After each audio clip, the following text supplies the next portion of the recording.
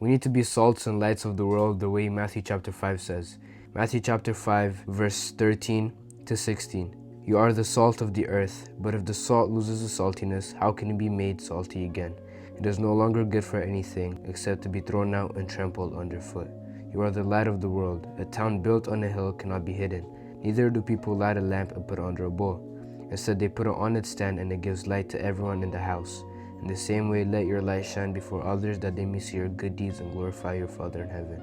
So let me bring your attention to verse 13, where he says, you are the salt of the earth, but if salt loses its saltiness, how can it be made salty again? Now, researching this, I found out that during the old days, he's not talking about the table salt that we have right now. The salt during that time was mixed with minerals and different substances, so every time the rain brought it on shore, it looked like salt, but it tasted like dirt and it was useless. So in the same way, we shouldn't be like the salt that looks like salt from the outside, but actually tastes like nothing.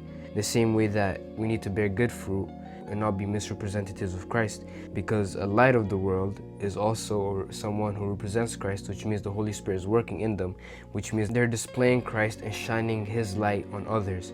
And I just want you guys to think, how does salt lose its saltiness? Now, salt loses its saltiness when it's mixed with harmful substances or it's dissolved in water.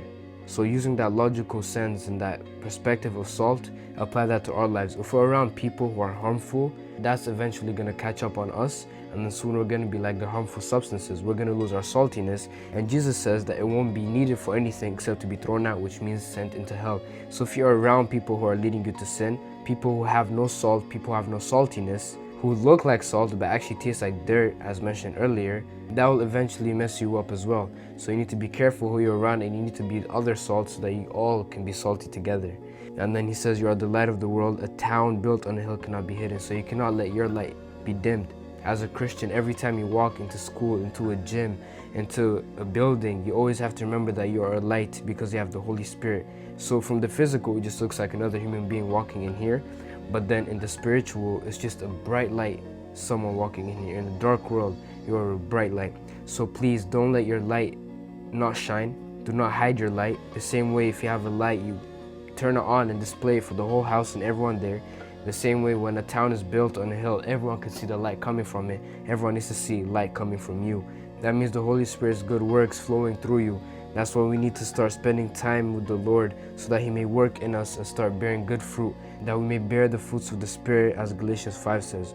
So please wake up and do not hide your lights, but rather put it on the hill so that everyone can see it. Everyone around you should be able to see that light and glorify God for the good deeds you're doing in His name.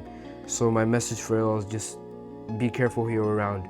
Do not surround yourself with people who are going to ruin your saltiness and your credibility. Be around people that are going to help make your light brighter, who are going to make you more saltier. And do not be around people who are going to dim your light, who are going to make it less brighter. And yeah, that's my message for y'all. Peace.